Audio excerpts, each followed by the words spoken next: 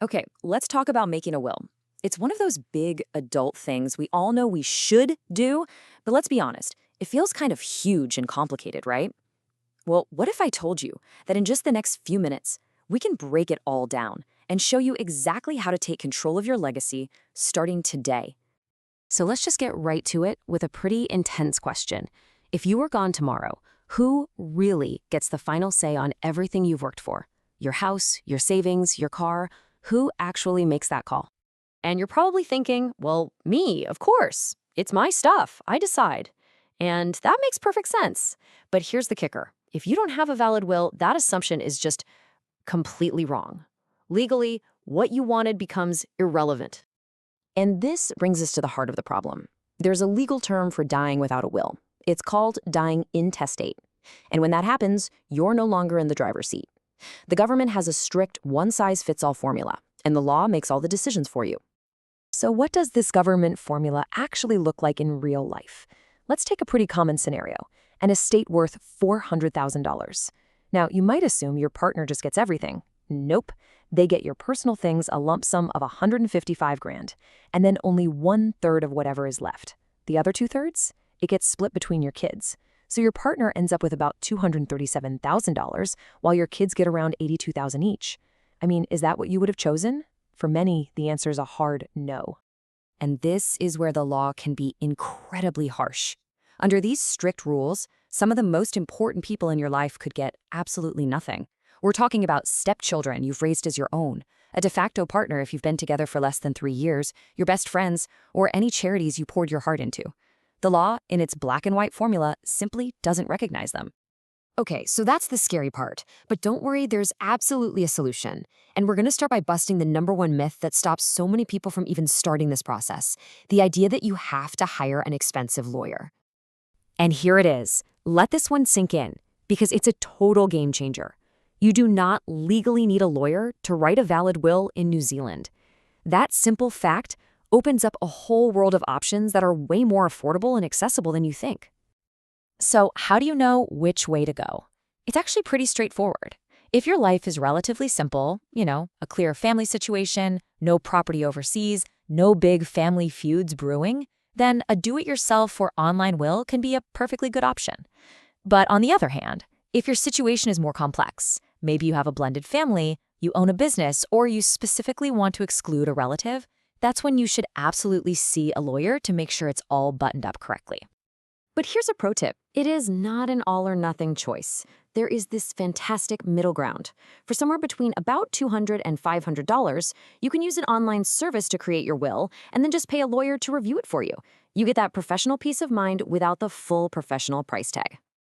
Now, this is really important. Whether you use a lawyer or you do it yourself, your will has to follow some very specific, non-negotiable legal rules to actually be valid.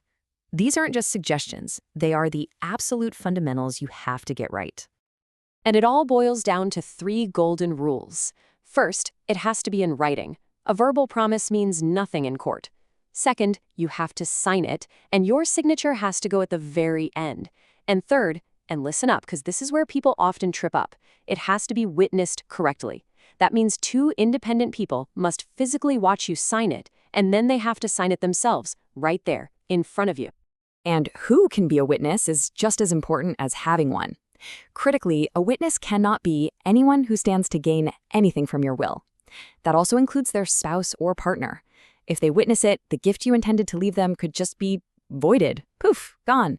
So you've got to pick 2 people who have absolutely no skin in the game. Awesome. So you've made a will. You're ahead of the curve. But you're not quite done yet.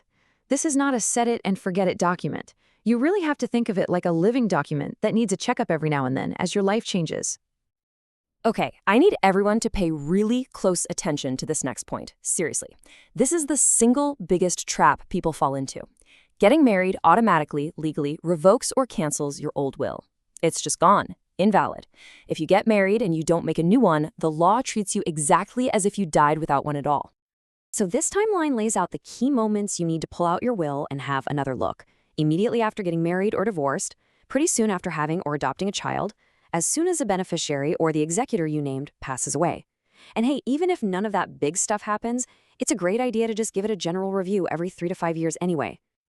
All right, it's signed, it's witnessed. Now what do you do with it? You need to keep it somewhere safe, but not secret.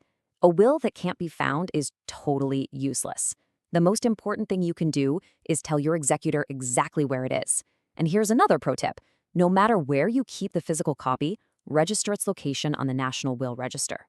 That way, your family can find it when they need it most. Okay, let's bring this all home. We're going to wrap this up with a super clear action plan, starting with that all-important question, what's this actually going to cost? This chart lays it all out pretty clearly. An online service is by far the most affordable way to get it done. That middle ground option, online will plus a lawyer review, gives you a fantastic balance of cost and confidence.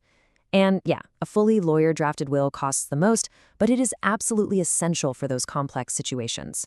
The good news is, there's a price point here for just about everyone. So, what is your next step? It really just boils down to this. Take an honest look at your life. If it's pretty straightforward, an online service is a great place to start.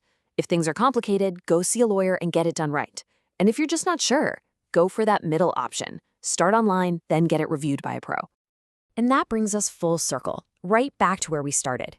You can either let a rigid, impersonal legal formula make all the decisions about everything you've worked for, or you can take control. Knowing what you know now, isn't it time to make your own choice?